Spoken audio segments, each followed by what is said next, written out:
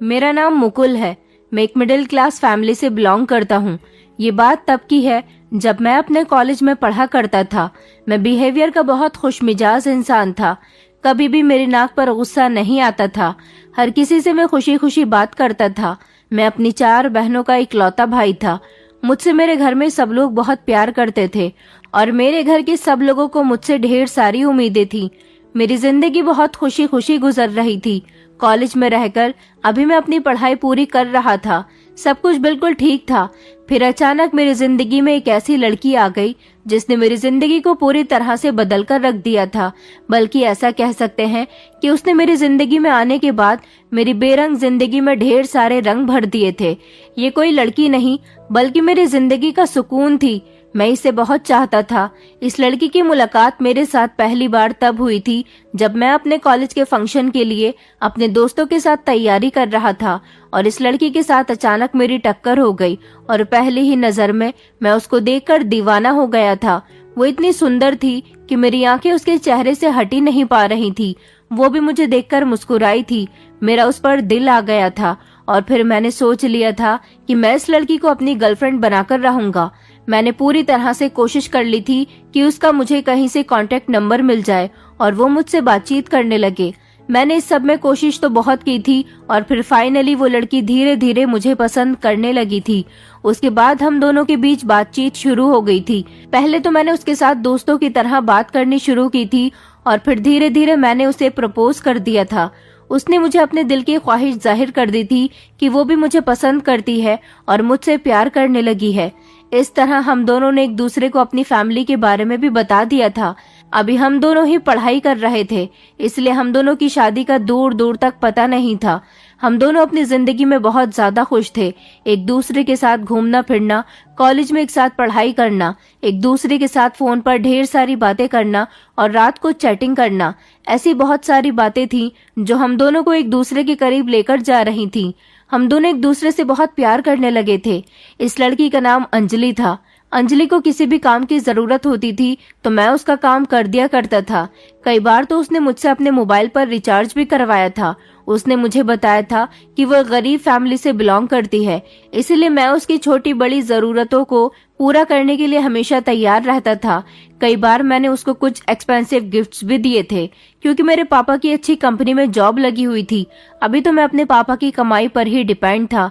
अभी मैं कोई जॉब नहीं करता था, इसलिए मेरे पापा के पैसों से मेरा जो मन करता मैं अंजलि को दिया करता था।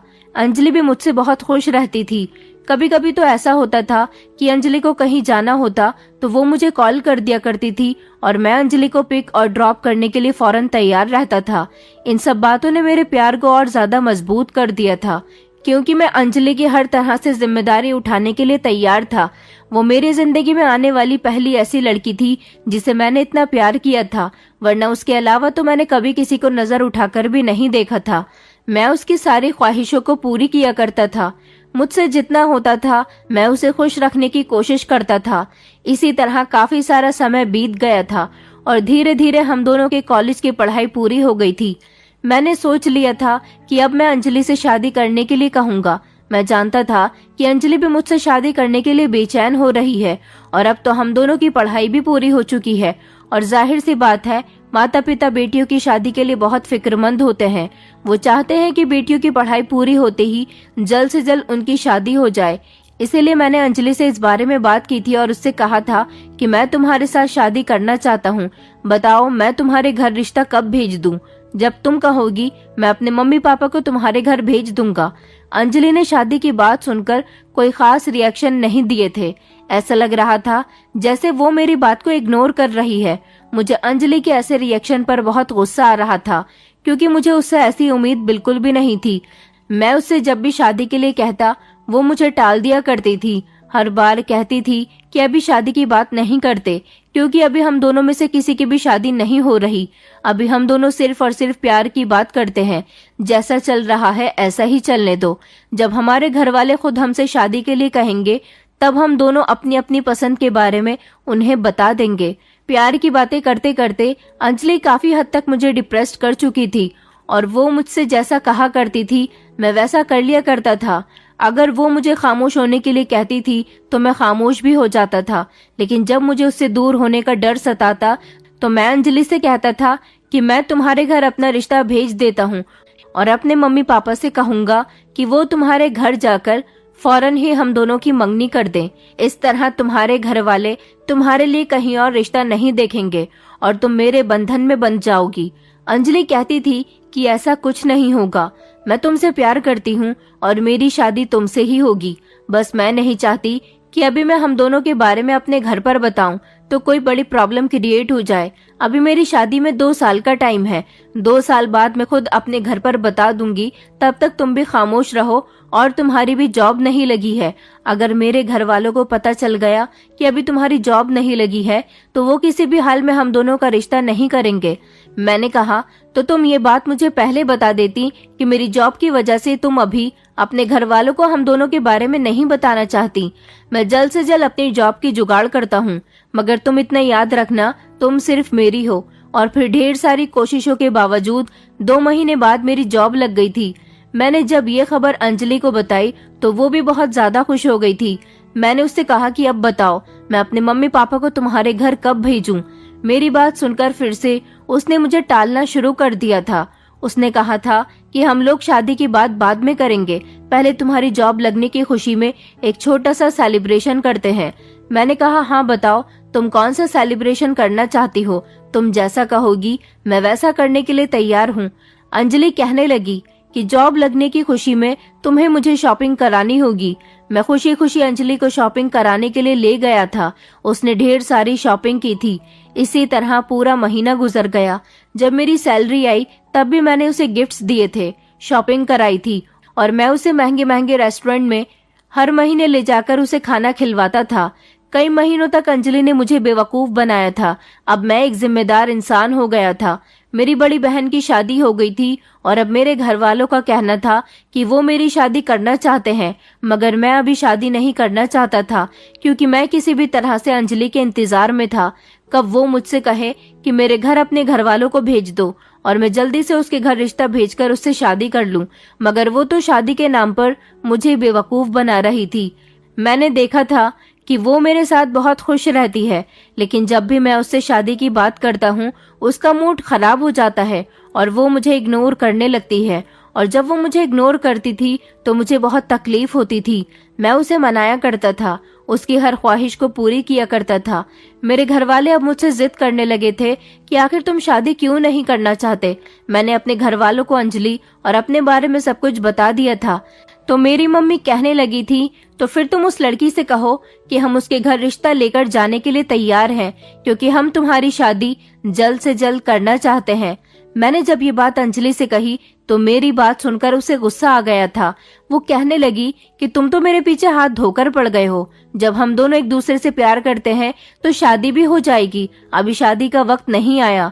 मैं तुमसे कितनी बार कह चुकी हूँ कि अभी मेरे घर वाले मेरी शादी नहीं करेंगे। जैसे ही वो मेरी शादी की बात करते हैं मैं तुम्हें बता दूंगी, मगर तुमसे तो सब्र ही नहीं हो रहा। तुमसे किसने कहा था कि तुम अपने घर वालों को मेरे बारे में बताओ? मैंने तुमसे मना किया हुआ था कि अभी हम दोनों में से कोई भी अपनी फैमिली को हमारे बारे में नहीं बताएगा। मैंने अंजलि से कहा कि ऐसा मत कहो अंजलि, मैं तुमसे बहुत प्यार करता हूँ, मैं तुम्हारे लिए बहुत सीरियस हूँ। मेरे घर वाले मेरे लिए रिश्ता तलाश कर रहे हैं। मैंने अपनी मम्मी को तुम्हारी फोटो भी दिखा दी है, उन्होंने तुम्हें पसंद कर लिया है और अब वो चाहती हैं कि जल्दी से तुम्हारे घर रिश्ता लेकर आ जाए। अगर तुम शादी जल्दी नहीं करना चाहती तो कोई बात नहीं, शादी तुम्हारी और तुम्हारे घर वालों की मर्जी से होगी, लेकिन हम लोग रिश्ता लगने के बाद एंगेजमेंट तो कर सकते हैं ना। मेरी इस बात पर तो जैसे अंजलि भड़क उठी थी। उसने कहा था कि तुम्हें अपनी मम्मी को मेरी फोटो दिखाने की क्या जरूरत थी। उसे मेरी इस बात पर बहुत गुस्सा आ गया और उसने मुझसे बातचीत करना बंद कर दी थी। यहाँ तक कि उसने अपना नंबर भी स्विच ऑफ कर दिया था। मैं नहीं जानता था कि अंजलि का घर कौन सा है, क्योंकि जब भी उसे कहीं जाना होता था वो कॉलेज वाले रास्ते पर आ जाती थी और हम दोनों वहीं से ही एक साथ जाया करते थे। अंजलि का नंबर ट्राई करते करते मैं थक चुका था। उसने तो मुझे हर तरफ से ब्लॉक कर दिया था। मेरी समझ नहीं आ रहा था कि मैं क्या करूं। आखिर ऐसी भी मैंने क्या गलत बात कह दी थी जिसका अंजलि को इतना बुरा लग गया था। मैं उससे प्यार करता था, इसलिए उसके दूर जाने से मुझे बहुत मुश्किल का सामना करना पड़ता था। उसके बारे में मुझे कुछ भी पता नहीं चल रहा था और ना ही मेरी उससे बात हो रही थी, इसलिए मैं बहुत परेशान रहने लगा था। एक दिन मैंने उसकी कॉलेज वाली एक दोस्त को कॉल करके कहा कि प्लीज तुम मेरी मदद करो, अंजलि के घर जाओ और उससे कहो कि वो मुझसे बात कर ले, या फिर तुम मुझे अंजलि के घर का एड्रेस दे दो, मैं खुद उसके घर जाकर उससे बात कर कर आता हूँ और उसके घर वालों को भी बता दूंगा कि हम दोनों एक दूसरे से प्यार करते हैं। मैंने जब उसकी दोस्त को कॉल लगाकर ये सब कुछ कहा तो वो मेरी बात सुनकर जोर जोर से हंसने लगी। मैंने कहा, तुम क्यों हंस रही हो? मैंने कोई जोक नहीं मारा। तुम्हें मेरी मदद करनी है तो बताओ, वरना मेरी मोहब्बत पर हंसने का तुम्हें कोई हक नहीं बनता। मेरी बात सुनकर वो कहने लगी कि तुम्हें क्या लगता है कि अंजलि तुमसे प्यार करती है? बेवकूफ लड़के, वो तुमसे प्यार नहीं करती, बस तुम्हारा इस्तेमाल कर रही है। तुम तो हमेशा उसके ड्राइवर बने फिरते हो, उसकी हर ख्वाहिश को पूरा करते हो। वो जैसा कहती है तुम चुटकियों में कर देते हो। उसे ऐसे लड़कों की ही तो तलाश थी, और वो सिर्फ तुमसे ही बात नहीं करती बल्कि एक दो लड़कों से और बात करती है। वो कैरेक्टर की अच्छी नहीं है, वो तुमसे प्यार नहीं करती, बस उसने तुम्हें अपनी जरूरत के लिए अपना नौकर बनाकर रखा हुआ है जो झट से उसके सारे काम कर देता है। शायद उसका तुमसे मन भर गया होगा, इसीलिए उसने तुमसे बात करनी बंद कर दी है। अब वो किसी और लड़के को फंसा लेगी। मैं तो कहती हूँ कि तुम उसे भूल जाओ, क्योंकि वो तुम्हारे काबिल नहीं है। वो एक मतलबी और झूठी लड़की है, जबकि तुम एक अच्छे परिवार के और शरीफ लड़के हो। मैं जानती हूँ कि तुम उसकी मोहब्बत में पागल हो गए हो। मैं तुम्हारी मदद जरूर कर देती क्योंकि तुम उससे सच्चा प्यार करते हो, मगर मैं तुम्हारी मदद इसीलिए नहीं कर सकती क्योंकि वो तुमसे सच्चा प्यार नहीं करती, बल्कि वो तुम्हें बेवकूफ बना रही है। ये तो उसका काम है, लड़कों को अपने प्यार के जाल में फंसाकर उनसे अपना काम निकलवाना। अगर वो भी तुम्हारे लिए सीरियस होती तो मैं जरूर तुम दोनों को मिलवाने के लिए पूरी कोशिश करती। अब उसकी तो न जाने कितने लड़कों से दोस्ती है। तुम्हारी ही तरह एक दो लड़के और उसे रिजेक्ट होने पर मुझे कॉल कर चुके हैं और कहते हैं कि हमारी बात उससे करवा दो, क्योंकि सब जानते हैं कि वो मेरी अच्छी दोस्त है। अब मैं ऐसे किस किस से उसकी बात करवाती? बस इतना समझ लो कि उसका तुमसे दिल भर गया, अब वो तुमसे कभी बात नहीं करेगी। मैंने उससे कहा कि तुम ये सब क्या कह रही हो? तुम मुझे अंजलि के खिलाफ भड़का रही हो। अंजलि ऐसी लड़की नहीं है, वो मुझसे बहुत प्यार करती है, बस वो मुझसे थोड़ा नाराज है, इसलिए उसने मुझसे बात करना बंद कर दिया। मेरी बात सुनकर वो लड़की कहने लगी, अगर तुम्हें मेरी बात का यकीन नहीं आता तो तुम ट्राई करके देख सकते हो कि वो तुम्हें अभी भी कांटेक्ट करने की कोशिश नहीं करेगी, और अगर वो तुमसे सच्ची मोहब्बत करने वाली लड़की होगी तो वो तुमसे बात भी करेगी और तुमसे शादी के लिए भी कहेगी। मैंने कहा, नहीं, तुम झूठ बोल रही हो, ऐसा नहीं हो सकता। वो कहने लगी, मैं तुम्हारी कोई मदद नहीं कर सकती। ये कहकर उसने फोन बंद कर दिया था। मैं इस लड़की की बातें सुनकर एक तरह से सदमे में चला गया था। मेरी समझ नहीं आ रहा था कि मैं क्या करूं। क्या सच में अंजलि ने मुझे धोखा दिया था? वो सिर्फ मेरा इस्तेमाल कर रही थी। नहीं नहीं, ऐसा नहीं हो सकता। ये सदमा मैं बर्दाश्त नहीं कर सकूंगा। लेकिन फिर ऐसा ही हुआ था। मैंने हर तरह से अंजलि से बात करने की कोशिश की थी, मगर ना तो मेरी उससे बात हो सकती थी और ना मैं उससे मिल सका था। किसी ने मेरी कोई मदद नहीं की थी, और इस तरह कई महीने जब मैं अंजलि के लिए तड़पता रहा और वो वापस नहीं आई तो मुझे यकीन आ गया था कि वो मुझे धोखा दे चुकी है। कई महीने इसी तरह से गुजर गए थे। मुझे अंजलि के बारे में कुछ पता नहीं चल सका था, मगर न जाने क्यों मेरे दिल में उसके लिए अभी भी मोहब्बत थी।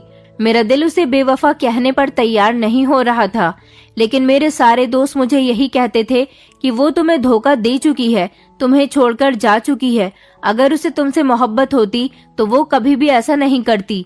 मेरे घर वाले मुझसे शादी के लिए कहते तो अब मैं उनको साफ इनकार कर चुका था कि मुझे शादी नहीं करनी। जब मेरी मर्जी होगी तब मैं कर लूंगा। मेरे साथ कोई जोर जबरदस्ती नहीं करेगा। बस मेरी इस बात को सुनकर मेरे घर वाले पूरी तरह से शांत हो गए थे और कोई भी मुझसे अब शादी की बात नहीं करता था, और मैं अब अपना पूरा ध्यान अपने काम पर लगाता था। मगर मैं उदास रहने लगा था। मेरे चेहरे की हंसी गायब हो गई थी। मैं दोस्तों के साथ जो हमेशा हंसी मजाक करता रहता था, वो सब कुछ मेरे अंदर से खत्म हो चुका था। मेरे दोस्त मुझे संभालने की कोशिश करते थे, और फिर इसी दौरान मेरे पापा की मौत हो गई। मैं अपने पापा की मौत के सदमे को भी दिल से नहीं निकाल पा रहा था। अभी मेरी 2 बहनें घर में कुंवारी बैठी हुई थी और मम्मी की जिम्मेदारी भी मुझ पर थी। अब मैं घर की जिम्मेदारी संभालने वाला अकेला ही रह गया था। समझ नहीं आता था कि मैं क्या करूं, क्योंकि जब पापा थे तो मुझे पता नहीं चलता था कि घर में सब क्या और कैसे होना है। लेकिन जब से पापा इस दुनिया से गए थे, मुझे ऐसा लगता था जैसे एक मर्द के लिए भी घर की ढेर सारी जिम्मेदारियां होती हैं। ये सारी टेंशन मुझे परेशान कर रही थी। मेरी सैलरी जैसे ही आती थी खत्म हो जाया करती थी, क्योंकि मेरे पापा मेरे मुकाबले ज्यादा पैसे कमाया करते थे। मेरे 3 दोस्त थे जिनके साथ मैं अपना सुख दुख बांट लिया करता था। उनको मेरे और अंजलि के बारे में भी सब कुछ पता था। मेरी उदासी उन लोगों को अच्छी नहीं लगती थी, क्योंकि मैं बिहेवियर का पहले से ही ऐसा नहीं था। ये बात वो लोग अच्छी तरह से जानते थे। फिर एक दिन जब मैं अपनी नौकरी से घर आया तो मुझे मम्मी ने बताया कि दोनों बहनों के एक साथ एक ही घर के रिश्ते आ गए। लड़के बहुत अच्छे हैं, वहाँ पर तुम्हारी बहनें सुखी रहेंगी। हमें इन रिश्तों को हाथ से नहीं जाने देना चाहिए। मम्मी का कहना था कि जल्द से जल्द हमें इन दोनों की शादी कर देनी चाहिए। मुझे तो अपनी दोनों बहनों की शादी करने में कोई प्रॉब्लम नहीं थी। मुझे दोनों लड़के और उनके परिवार भी अच्छा लगा था। और फिर सबसे अच्छी बात ये थी कि मेरी दोनों बहनें एक ही घर की बहू बनने जा रही थी। मगर मेरे पास उनकी शादी करने के लिए कोई सेविंग्स नहीं थी। जितनी सेविंग्स थी वो पापा के इलाज पर खत्म हो गई थी, क्योंकि पापा की अचानक इतनी तबीयत बिगड़ गई थी कि डॉक्टर ने उनका ऑपरेशन करने के लिए बोल दिया था। जल्दी से मैंने अपनी और पापा की सारी सेविंग्स निकालकर उनका ऑपरेशन करवा दिया था, लेकिन फिर भी मेरे पापा नहीं बच सके। दोनों बहनों के रिश्ते तो मम्मी ने कर दिए थे, लेकिन मेरे पास पैसों का इंतजाम नहीं हो पा रहा था। हर चीज का डबल इंतजाम करना था। समझ नहीं आ रहा था मैं ये सब कुछ कैसे करूं। बैंक से भी लोन नहीं ले सकता था, क्योंकि जब मैं अंजलि से प्यार करता था तो जल्दबाजी में अपनी नौकरी के लिए मैंने बैंक से 5 लाख रुपए का लोन ले लिया था, जो कि पापा चुकता कर रहे थे। कुछ पैसों की रिश्वत मैंने अपनी नौकरी के लिए दी थी और बाकी के पैसे घर में लगा दिए थे, जिससे ऊपर वाले पोर्शन की रेनोवेशन हो गई थी। लेकिन अब वो जिम्मेदारी भी मुझ पर आ गई थी। मुझे ही हर महीने लोन की EMI भरनी पड़ती थी।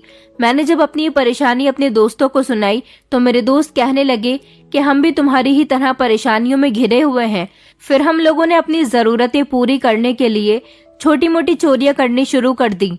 हम तीनों दोस्त मिलकर कभी किसी के पर्स चोरी कर लिया करते थे, तो कभी लोगों को पैसा डबल करने वाली स्कीम के बारे में बताकर बेवकूफ बना दिया करते थे। ऐसा हम लोग ज्यादातर अपने एंटरटेनमेंट के लिए भी किया करते थे। मेरे दोस्त जानते थे कि मैं बहुत उदास रहने लगा हूँ, मेरा काम में भी मन नहीं लगता, इसलिए ज्यादातर वो मुझे अपने साथ रखने लगे थे और ऐसे कामों से उन्होंने मेरा ध्यान बटा दिया था। ऐसे काम करने से हम लोगों के पास इतने तो पैसे आ जाते थे कि हम अपने घर में सुकून से 2 वक्त की रोटी खा लिया करते थे। मगर अभी भी मुझे अपनी बहनों की शादी की टेंशन हो रही थी कि न जाने इन दोनों की शादी कैसे होगी, क्योंकि अब पापा भी नहीं है। अब समझ आ रहा था कि पिता जब घर में होता है तो वो अकेला ही कितनी सारी जिम्मेदारियों को अपने सर पर उठा लेता है। अब मुझे कुछ भी करके अपनी बहनों की शादी करवानी थी। और मेरा एक दोस्त ऐसा भी था जो बहुत ज्यादा गरीब था और उसे भी इन दिनों बहुत सारे पैसों की जरूरत पड़ रही थी। उसकी माँ बीमार थी और उसे अपनी माँ का इलाज करवाना था और उसके आगे पीछे भी कोई नहीं था। एक दिन हम सब लोग उदास बैठे हुए थे और हम लोगों ने प्लान बनाया, क्यों ना हम ये छोटी मोटी चोरियां छोड़कर किसी दिन बड़ी चोरी को अंजाम देते हैं और इस तरह हम लोग अपना ही अलग बिजनेस कर लेंगे।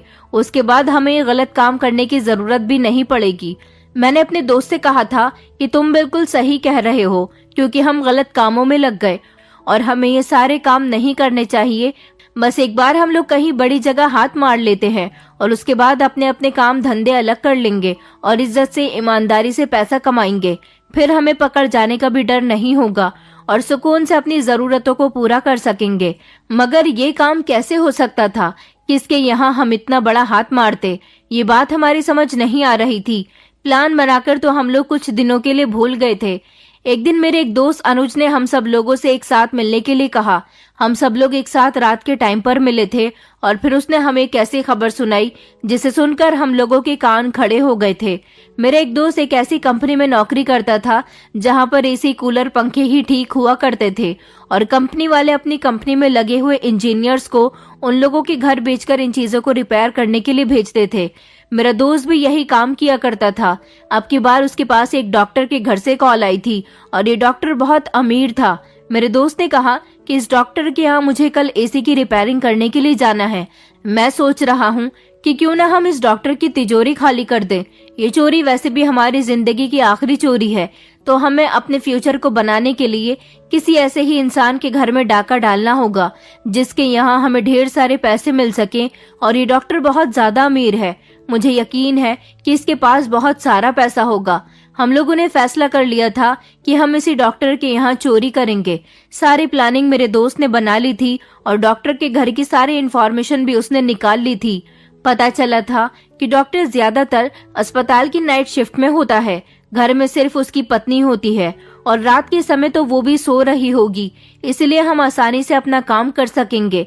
मेरे दोस्त ने कंपनी वालों को नहीं बताया था कि उसके पास डॉक्टर के घर से एसी ठीक करने की कॉल आई है, क्योंकि हम चारों को वहां खामोशी से एसी ठीक करने के बहाने से चोरी करने जाना था। और अगली ही रात का हमने पूरा प्लान बना लिया था और पूरी प्लानिंग के साथ हम लोग डॉक्टर के घर के पास पहुंच गए थे। हम लोग घर के अंदर दाखिल हुए। मेरे दोस्त ने उनको बता दिया था कि हम कंपनी से इसे ठीक करने के लिए आए हैं, तो गार्ड्स ने हमें घर के अंदर जाने की परमिशन दे दी थी। हम दो दोस्त जैसे ही घर के अंदर गए तो वहाँ एक नौकरानी आई और वो हमें उस कमरे में ले गई जिस कमरे की एसी हमें ठीक करनी थी। और हमारा एक दोस्त पीछे के रास्ते से चोरी चुपके घर के अंदर घुसा था, क्योंकि हमें घर के लोगों पर नजर रखनी थी और सबका ध्यान अपनी तरफ बटाना था। और मेरे दोस्त इस बात का फायदा उठाकर चोरी करने वाले थे। अनुज और मैं एसी को ठीक करने में लग गए थे। थोड़ी ही देर गुजरी थी कि मेरे दोस्त ने नौकरानी से कहा कि मालकिन को बुलाकर लाओ, वही हमें बता सकती है कि आखिर इसमें क्या कमी आ गई है। नौकरानी मालकिन को बुलाकर ले आई। मैं अपने दोस्त के साथ नजर झुकाकर काम करवा रहा था। जैसे ही मेरी नजर मालकिन पर पड़ी तो मैं उसे देखता ही रह गया था। मेरे अंदर इतनी हिम्मत नहीं थी कि मैं उससे अपनी नजरें हटा सकूं, क्योंकि मेरे होश उड़ चुके थे। मैं पत्थर का बनकर रह गया था और लगातार इस औरत को देख रहा था। वो भी मुझे एकटुक देखे चली जा रही थी। इस औरत को देखकर मेरी आंखों में आंसू आ गए थे, क्योंकि ये औरत कोई और नहीं बल्कि अंजलि थी। और वहां पर खड़ी हुई नौकरानी बार बार उसे मालकिन मालकिन कहकर पुकार रही थी। इसका मतलब ये था कि अंजलि की शादी हो गई थी और वो इस डॉक्टर की पत्नी थी। मुझसे अपने कदमों पर खड़ा नहीं हुआ जा रहा था। आज इतने समय के बाद अंजलि को अपनी आंखों के सामने देखकर मैं खुद पर काबू नहीं रख पा रहा था। मेरा दोस्त मुझे देख रहा था। उसने मुझसे इशारे से कहा कि मालकिन को अपनी बातों में लगाओ। अपने दोस्त की बात पर अचानक मैं होश में आया था। मालकिन से कुछ कहने ही वाला था कि अचानक एक मर्द आया और उसने अंजलि के कंधे पर हाथ रख लिया और उससे कहने लगा कि जल्दी से काम बताकर कमरे में आ जाओ, मैं तुम्हारा इंतजार कर रहा हूँ। जबकि मुझे उस मर्द को भी अपनी बातों में लगाना था और इन लोगों का ध्यान अपनी तरफ करना था, ताकि मेरे दोस्त घर के मालिक से नजर बचाकर चोरी कर सकें। मगर अंजलि को देखकर तो मेरे अंदर बिल्कुल भी हिम्मत बाकी नहीं रही थी। उसकी नजरों में अपने लिए शर्मिंदगी मुझे साफ नजर आ रही थी और जो मर्द उसके कंधे पर हाथ रखे हुए था उसे देखकर मुझे नफरत महसूस हो रही थी। नौकरानी उसे किसी काम का कहकर कमरे से बाहर ले गई थी। वो मर्द भी कमरे से जा चुका था। मेरा दोस्त कहने लगा कि क्या कर रहे हो, तुमसे कहा था कि इन दोनों को बातों में लगाना है, और तुम्हारा ध्यान कहाँ है। मैंने अपने दोस्त से कुछ नहीं कहा, मैं खामोश हो गया था। मैंने कहा मुझे यहाँ पर चोरी नहीं करनी, मैं यहाँ से जा रहा हूँ। मेरे दोस्त ने मेरा हाथ पकड़ लिया और कहने लगा कि तुम ये क्या कर रहे हो, तुम जानते हो कि हम कितनी मुश्किलों से यहाँ पर पहुँचे हैं, और ये जो मालकिन है ये अपने बॉयफ्रेंड के साथ दूसरे कमरे में बिजी है, जबकि हमें डॉक्टर के पर्सनल कमरे में जाकर चोरी करनी है। मैंने कहा तुम क्या बकवास कर रहे हो, मालकिन का बॉयफ्रेंड, ये मालकिन का पति नहीं है क्या। मेरा दोस्त कहने लगा कि नहीं, ये मालकिन का पति नहीं है, ये शायद इसका कोई बॉयफ्रेंड ही होगा, क्योंकि डॉक्टर तो इस समय अस्पताल में होता है और ये वो डॉक्टर नहीं है, कोई और आदमी है जो इसके साथ दूसरे कमरे में रंगरलियां मना रहा था। मैंने डॉक्टर की पत्नी के बारे में इंफॉर्मेशन निकाली थी तो पता चला था कि डॉक्टर की पत्नी रात के वक्त किसी दूसरे मर्द के साथ होती है। शायद ये वही आदमी है। मगर तुम ऐसी बातें मत करो और काम पर ध्यान दो। तुम जानते हो आज की चोरी हमारी पूरी जिंदगी बदल सकती है। मैं फिर किसी बहाने से मालकिन को बुलाता हूँ। इन लोगों का ध्यान हमें अपनी तरफ करना है ताकि ये लोग हमारे बाकी दोस्तों को ना देख सके। मैंने अपने दोस्त का हाथ पकड़ लिया और उससे कहा कि मैं सच में यहाँ चोरी नहीं करूंगा, क्योंकि मुझे इस समय अंजलि की याद आ रही है। मेरा दोस्त कहने लगा कि तुम कैसी बकवास कर रहे हो, इस समय तुम्हें अंजलि की याद क्यों आ रही है? वो तो तुम्हें भूल चुकी है। तुम जानते हो कि वो एक बेवफा लड़की है। मैंने कहा, हाँ तुम सही कह रहे हो, वो सच में बेवफा लड़की है। उसने मेरे साथ ही बेवफाई नहीं की, बल्कि वो अपने पति के साथ भी बेवफाई कर रही है। मेरा दोस्त फटी फटी नजरों से मेरी तरफ देख रहा था जब मैंने उसे बताया कि इस घर की मालकिन कोई और नहीं बल्कि अंजलि ही है, और पिछले 1.5 साल पहले उसने जो मेरे साथ किया था, आज वही वो अपने पति के साथ भी कर रही है। आज मुझे यकीन हो गया कि वो बहुत कैरेक्टरलेस है। एक समय पहले जब उसकी दोस्त ने मुझे उसकी हकीकत बताई थी, तब मुझे उसकी दोस्त की बातों पर यकीन नहीं आ रहा था, मगर आज सब कुछ मेरी आंखों के सामने है। जिस तरह वो आदमी उसके कंधे पर हाथ रखा हुआ था, मुझे तो यही लगा कि वो उसका पति है। लेकिन अगर वो उसका पति नहीं है, तो रात के इस समय अपने पति की पीठ पीछे वो इस मर्द को घर में बुलाकर उसके साथ क्या कर रही है? इसका मतलब मैं समझ चुका हूँ, वो एक कैरेक्टरलेस और घटिया लड़की है। मैंने अपने दोस्तों से कहा कि तुम लोग करो यहाँ पर चोरी, मुझे यहाँ पर नहीं रुकना। आज मुझे बहुत गुस्सा आ रहा है। मैं अपने दोस्त का हाथ झटक कर वहाँ से चला गया था और अपने घर जाकर मैं अपने कमरे में बंद हो गया था और उस रात में बहुत ज्यादा रोया था। अंजलि ने मेरे साथ इतना बड़ा धोखा किया था। मेरे साथ प्यार मोहब्बत का खेल खेल के उसने डॉक्टर के साथ शादी कर ली थी और वो उसके साथ भी बेवफाई कर रही थी। इसका मतलब यही था कि कॉलेज टाइम में भी वो मुझे ही नहीं बल्कि और भी लड़कों को बेवकूफ बना रही थी। आज मेरा औरत पर से भरोसा उठ गया था।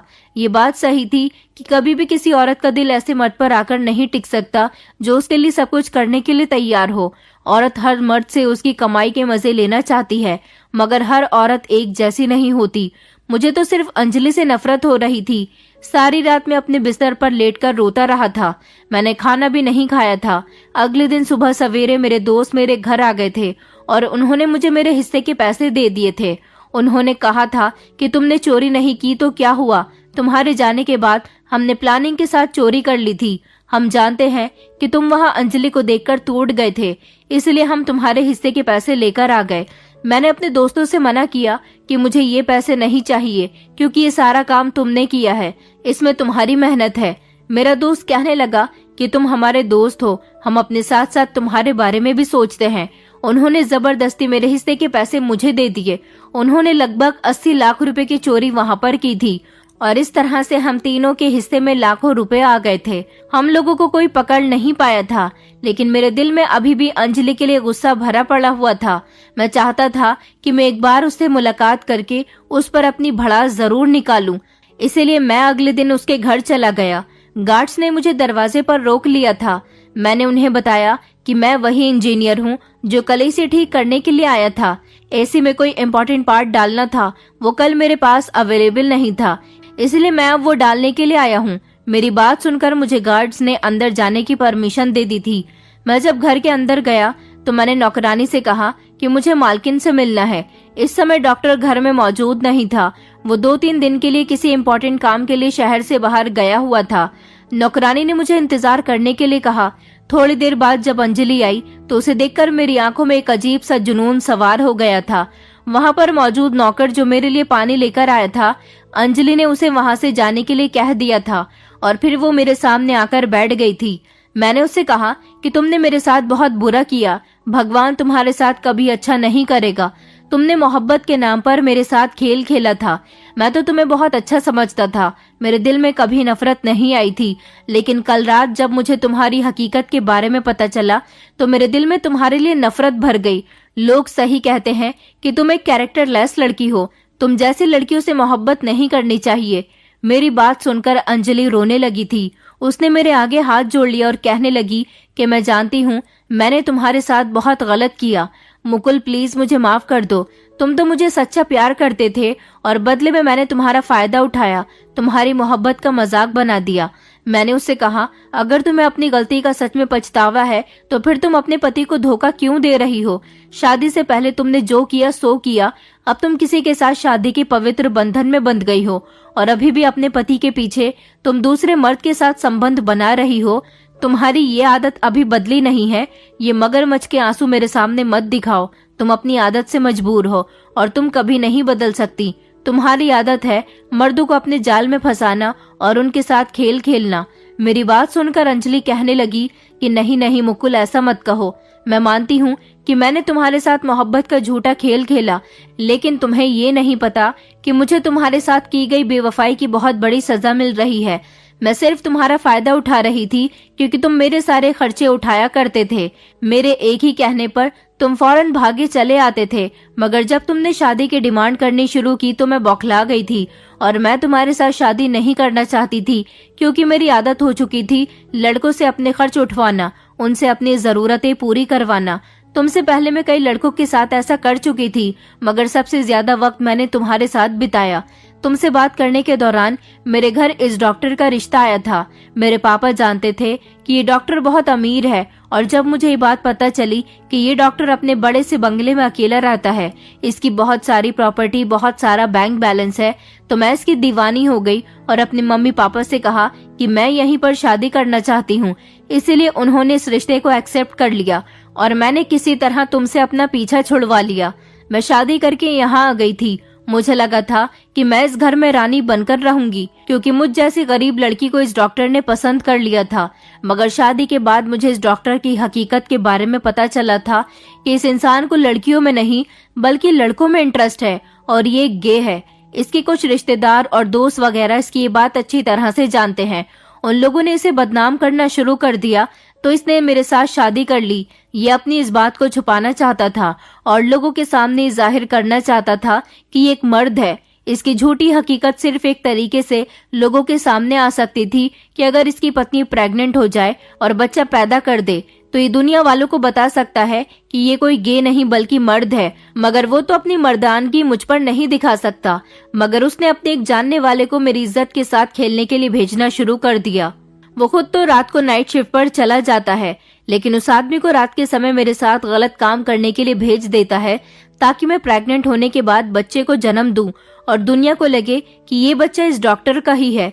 इस तरह इसकी मर्दानगी का सबूत दुनिया वालों के सामने आ जाएगा और लोग जो उसे गे कहकर उसकी मजाक बनाते हैं, लोग ऐसा करना भी बंद कर देंगे। मैं तो समझती थी कि शादी के बाद मुझे मेरे पति से मोहब्बत मिलेगी, मगर ऐसा कुछ भी नहीं हुआ। जो शादी से पहले मैंने दूसरों के साथ किया था, वही सब कुछ मुझे शादी के बाद भुगतना पड़ा। मैं आज भी कई मर्दों की हवस का शिकार हो चुकी हूँ। मेरी शादी को काफी समय होने वाला है, मगर मैं मां नहीं बन सकी। मेरा पति अलग अलग आदमियों को मेरे पास भेजता है जो मेरी इज्जत के साथ खेलते हैं। कल रात तुम्हें देखकर मैं भी अपने बीते हुए कल में पहुंच गई थी और मुझे सब कुछ याद आने लगा था। मुझे तुम्हारी मोहब्बत का तब एहसास हुआ था जब यहाँ आने के बाद मुझ पर जुल्म होने लगे। मुझे नए नए मर्दों की मोहब्बत पाने का बहुत शौक था, और देखो शादी के बाद मेरे साथ ऐसा ही हुआ। मेरा पति नए नए मर्द लाकर मेरे सामने खड़ा कर देता है और मुझे उनके साथ रात बितानी पड़ती है। अपने पति के होते हुए मैं एक घिनौना काम करती हूँ, सिर्फ और सिर्फ अपने पति की वजह से। और अगर मैं ऐसा नहीं करूंगी तो मेरा पति कहता है कि वो मुझे जान से मार देगा।